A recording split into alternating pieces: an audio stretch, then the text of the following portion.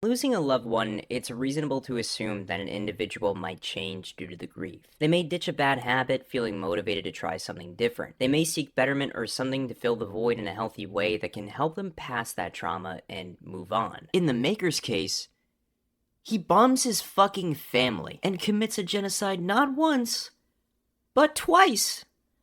Because, I don't know, he got bored? Now just look at this sweet, smart-looking guy that looks like he wouldn't hurt a fly. The human version of Theodore the Chipmunk. This is Mr. Fantastic. Would it surprise you to also learn that these two people end up being the same person? If I could describe to you what it was like to read Mr. Fantastic's transformation into becoming the Maker, it was kind of like watching Anakin turning into Darth Vader. I say this because in the beginning of his journey, Reed is full of wonder and excitement, and in a sense, Reed wishes to reach for the stars and to never look back. Yet when he manages to finally grab a hold of each new discovery through his perfect ideas, whenever he unravels them, the more imperfect they become, the more he sees how ugly it is because of how real he's made it in his never-ending search for answers, leading him to become all the more bitter, resentful, hateful for the imperfect. Upon going through this evolution, Johnny, Sue, and Ben all can accept that Reed could become such a monster, equal to the likes of Doom and even worse. Yet when all the clouded judgments are brushed aside,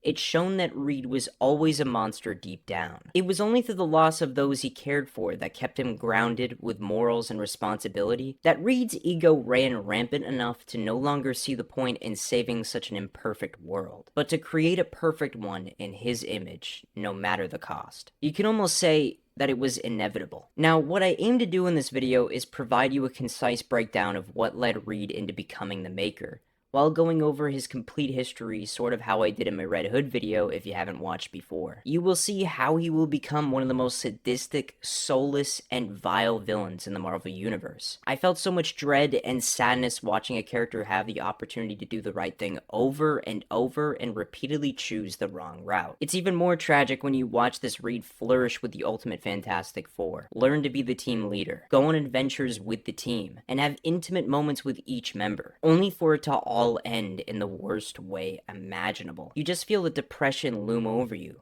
like things could have turned out differently if that one thing just never happened. But enough of the semantics. I have a room covered in post-it notes about the Maker's history, and my girlfriend is yelling at me to just finish this video already, so let's get into the Maker and how he is truly Marvel's ultimate villain. When putting the Reed Richards of 616 side by side with the Ultimate, at face value there aren't a whole lot of differences. But what I love about the contrast is the two's upbringings. In 616, Reed's father nurtures Reed and his intelligence, always pushing him to discover, to always wonder and wander. Where Ultimate Reed's father is just a piece of shit. Reed's father is a drunk that is ashamed of his son for being a nerd and for not being exactly like him, looking at his son like he's a mistake and nothing like anyone else in their hometown, hating his son's passion for science. Reed's family, excluding his little sister, don't really connect with him whatsoever because Reed's hobbies include math, science, and building tech made from parts of the family's everyday appliances, which leads more often than not to Reed's father beating on him for not being quote-unquote normal. It's like a dark, twisted version of young Sheldon. Sweetie, you have to eat dinner.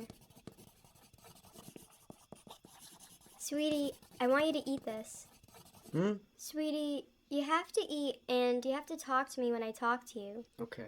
You want to talk about the bullies? Do you? You know, sweetie, you can talk to Mommy about things that bother you. I love you, you know. I know. Hey! Hey, you do this? Why am I asking? Of course you did this. What did I tell you about pulling apart the phones? It's not a phone. I know it's not a phone. I don't want you pulling apart the stuff in this house. This is the last time I'm going to tell you. Now I can't... What was this? It's the blender. Fix it, or you're buying a new one right out of your allowance. I needed the motor to... Put it back and clean this pigsty.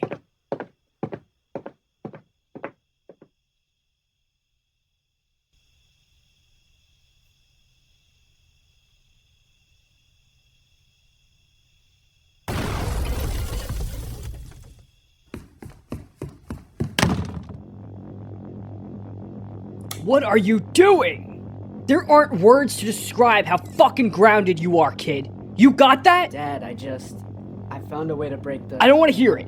Not another word. Living in a madhouse. So bullied in school for being different and abused at home for being different, it affects Reed on a deep level, with Reed's only solace being in the form of Ben Grimm, his best friend. Ben Grimm is Reed's anchor point to keep him steady, and is always there to pick him up out of a rut, which makes it all the more ironic when the complete opposite ends up occurring much later. Ben helps Reed put together some of his devices as payment for Reed's tutoring, and in constructing one of the devices, they end up creating a teleportation device to a place called the End Zone, teleporting toy cars and various different objects. This holds plenty of significance down the line. Taking the device to present at a science fair, everyone goes crazy, and it raises the attention of a government scientist looking for new talent for their think tank corporation based in New York. Approaching Reed's parents about his exceptional intelligence, they think they did a bad job and should have raised him better, until the scientist reaffirms that they did a standout job and will even pay them to take him under their wing to learn and prosper at the Baxter Building. Reed's father gets excited, and not for this incredible opportunity for his son, but that he'll be receiving a big fat check to basically kick him out of the house to never deal with him ever again. So when taken to the Baxter Building, Reed is introduced to Dr. Storm, who will become like a father figure to Reed, and Susan Storm. There's also Johnny Storm over there. Dr. Storm shows their progress on the End Zone and tells Reed that they discovered the End Zone months ago, but that Reed is the first person to ever send anything into the universe, after they kept finding toy cars floating around their view. So some years go by, working on how to enter the End Zone, and during that time, Reed had gone on to become an incredible scientist, giving plenty of life-saving inventions to the government, making stacks on stacks on stacks. Yet no matter how successful Reed became, his family never cared and never visited, which always made him feel like he wasn't doing enough, crumbling his self-esteem. But where his father was never present, Dr. Storm is always there to give Reed the reassurance that he is enough, and that he's almost like a son to him after pretty much raising him. At the Baxter Building, Reed was allowed to flourish and come into his own, to grow more confident in himself, and develop friendships between Susan and Johnny Storm, some unnamed classmates,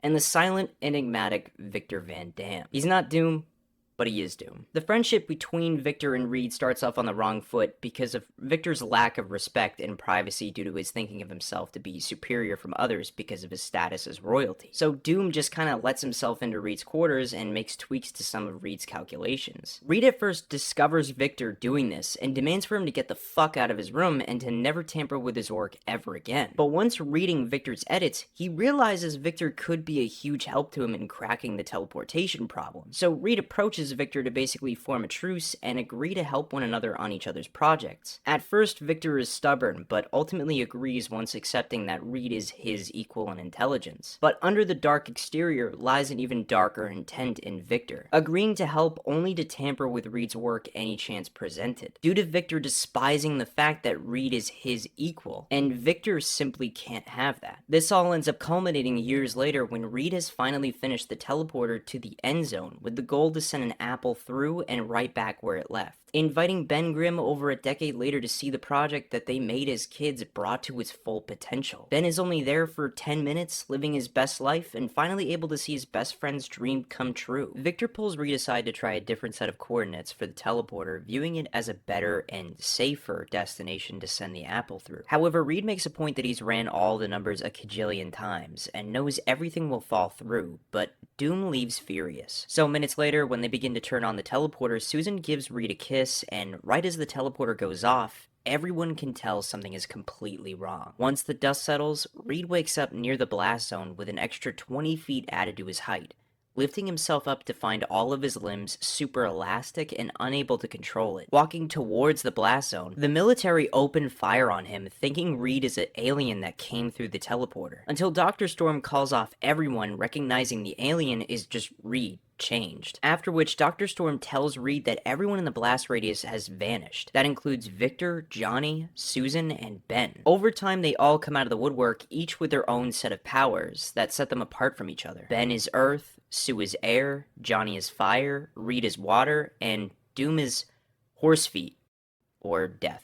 if you want to be technical. It's later revealed through Reed confessing to Ben that he's responsible for turning him into a monster with the teleporter that we find out that when it was activated, it sent all of them through to the end zone as themselves. But when returning, their physical bodies were changed into one of many thousand different physical states. And if they wanted to reverse what had been done, they'd have to teleport with the correct sequence to change them back. Only the sequence could be one of millions, so reversing what had been done to them would be like 1 in a million odds. Ben tries to kill Reed at first when hearing this, until Reed confesses his guilt to Ben, that he should have never conducted the project, and promises to work day in and day out until he finds a cure for the 4 of them, after which they'd all be locked away and kept secret by the government till they could figure out a way to control their powers. After weeks of training, it's only through the crazed villain Mole Man setting loose a Godzilla creature onto Manhattan that the 4 assemble to take it on. At first, they struggle to work together and to put aside their differences, but through listening to Reed, they manage to defeat the creature using their powers effectively. So going further down the rabbit hole from where the creature emerged, they discover Mole Man posted up with a whole race of fungus/Atlantean beings a mile and a half below Manhattan. Mole Man in this universe worked alongside Dr. Storm until his inevitable termination after creating these creatures which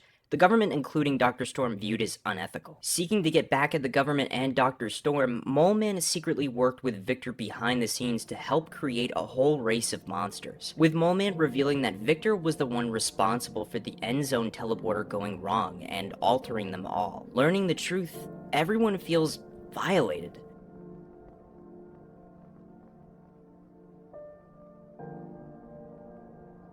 Reed feels guilty above all else that he placed such a large amount of trust onto Victor, only to be betrayed, with their lives forever changed in the process, and that if he never pursued his dream, none of this would have ever happened. Crushed by that realization, they work together to defeat Mole Man and emerge victorious as the Fantastic Four.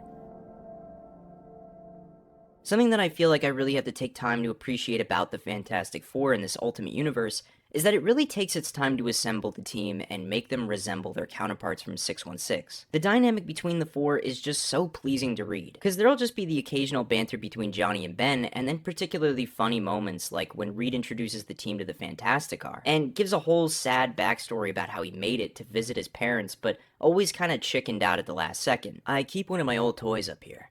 See, my folks have barely ever said a word to me ever since I moved here.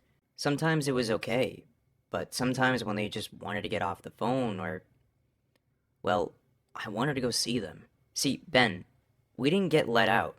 Not without visit passes and authorizations that the parents had to sign off on. And my folks, well, I'd have to go see them. So I made a car. It's got no wheels. It flies. This is seriously cool. What's it called? I'm not gonna tell you what it's called. Come on, man. What'd you call it? I was like 13 years old, Johnny. Give. I called it the Fantastic Car. Dude, that stinks. Reed, you suck. You beyond suck. You fantastic suck, dude. I was 13. Come on, Ben. Let's find the Fantastador and have a Fantasta look inside. Yeah, I want to see if it has a fantastic head.